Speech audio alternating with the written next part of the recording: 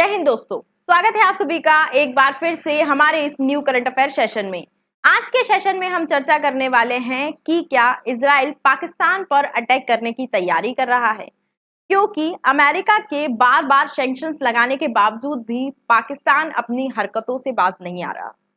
तो क्या अब इजराइल अपनी 1980 की अधूरी इच्छा पूरी करने की कोशिश करेगा और ईरान के बाद अमेरिका और इजराइल का नेक्स्ट टारगेट पाकिस्तान हो सकता है? और अगर हाँ, तो क्यों इजराइल पाकिस्तान को टारगेट करेगा, इस पर भी आज के सेशन में हम चर्चा करने वाले हैं।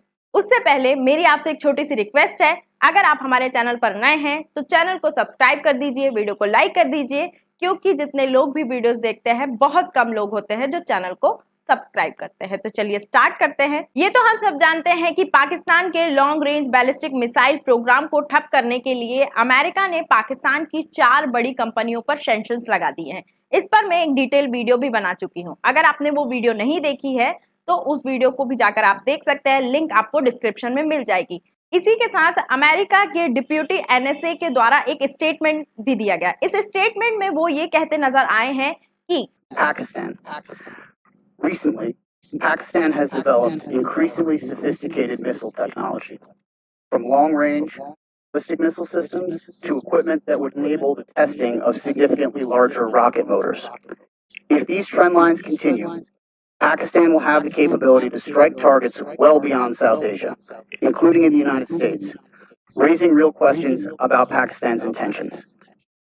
The list of countries that possess both nuclear weapons and the missile capability to directly reach the U.S. homeland is very small, and they tend to be adversarial towards the United States, Russia, North Korea, and China. So candidly, it's hard for us to see Pakistan's actions as anything other than an emerging threat to the United States.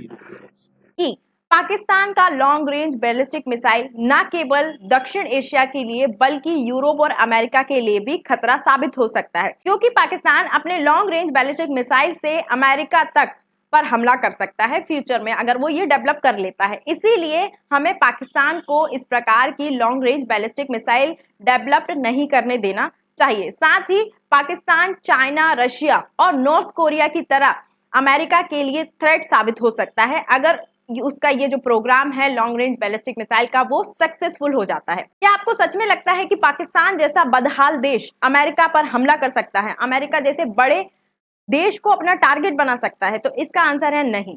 Pakistan का target और कोई सा देश है जिसको वो ध्यान में रखकर अपना long range ballistic missile develop कर रहा है, अपना जो प्रोग्राम है वो रन कर रहा है।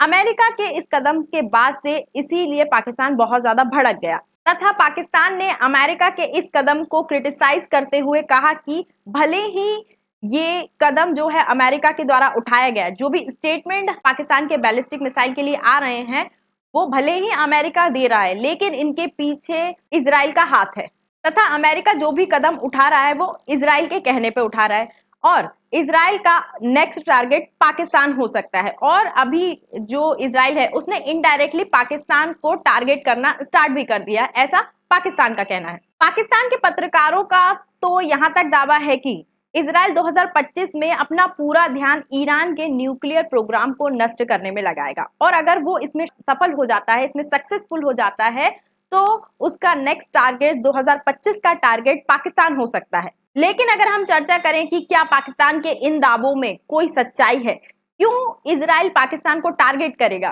क्यों चाहेगा कि पाकिस्तान का long range ballistic missile programme आगे ना बढ़े? पाकिस्तान एकलौता ऐसा इस्लामिक देश है जिसके पास न्यूक्लियर पावर है और कहीं ना कहीं पाकिस्तान इस्लामिक देश होने के कारण, मुस्लिम देश होने के कारण हिजबुल्लाह और हमास जैसे संगठनों को सपोर्ट करता है। साथ ही इजराइल भी ये जानता है कि पाकिस्तान अमेरिका को कभी टारगेट नहीं करेगा, अपनी मिसाइलों का डेवलपमेंट यूरोप या अमेरिका को ध्यान में रखकर नहीं करेगा। उसका जो असली टारगेट है वो इजराइल है और अगर पाकिस्तान ने इस प्रकार की जो मिसाइल है long range ballistic missile develop कर ली तो वो इन मिसाइलों को इजराइल के विरोधी ग्रुप हमास और हिजबुल्लाह को भी दे सकता है, जिनका उपयोग इजराइल के खिलाफ भी किया जा सकता है। और एक्सपर्ट के अकॉर्डिंग अगर हम बात करें तो पाकिस्तान का लॉन्ग रेंज बैलिस्टिक मिसाइल का असली टारगेट अमेरिका नहीं, इजराइल है, भारत भी नहीं है, क्योंकि भारत को ध्यान में रखकर पाकिस्तान पहले ही कई हथियार डेवलप कर चुका है।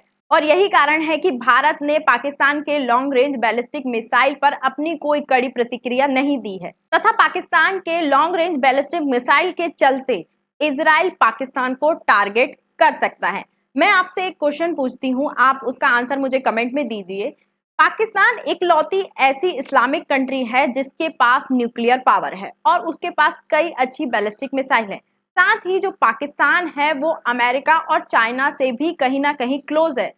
तो क्या जो इस्लामिक अदर कंट्रियां हैं जैसे ईरान और अदर कंट्रियां हैं जिनका इजराइल के साथ कॉन्फ्लिक्ट चल रहा है, उन सभी इस्लामिक कंट्रियों का प्रेशर है पाकिस्तान पर कि वो इस प्रकार के हथियार डेवलप करे क्योंकि उसे हेल्प मिल सकती है चाइना जैसे देशों से? इसका आंसर आप हमें कमेंट में लिखकर बता सकते हैं। वर्तमान की अगर हम बात करें तो पाकिस्तान का लॉन्ग रेंज बैलिस्टिक मिसाइल फिलहाल तो बहुत ज्यादा खतरे में है, उस पर पहले से ही सैंक्शंस लगे हुए हैं और इजराइल की भी अब नजर पाकिस्तान के इन बैलिस्टिक मिसाइल प्रोग्राम पर होगी। लेकिन अगर हम इतिहास की बात करें तो इतिहास में एक और ऐसी घटना है जो कुछ इसी प्रकार की दिखती है। आपको पता ही होगा कि 1980 के दशक में इजराइल और भारत ने मिलकर एक सीक्रेट प्लान बनाया था। अगर ये प्लान सक्सेसफुल हो जाता तो आज पाकिस्तान के पास परमाणु हथियार नहीं होते। 1971 के बांग्लादेश युद्ध के बाद पाकिस्तान ने अपने परमाणु कार्यक्रमों में तेजी से काम करना स्टार्ट कर दिया। जुल्फिकार अली भुट्टो ने तो यहाँ तक कह दिया कि भले ही हमें घास खाना पड़े लेकिन पाकिस्तान एक परमाणु शक्ति बनकर रहेगा।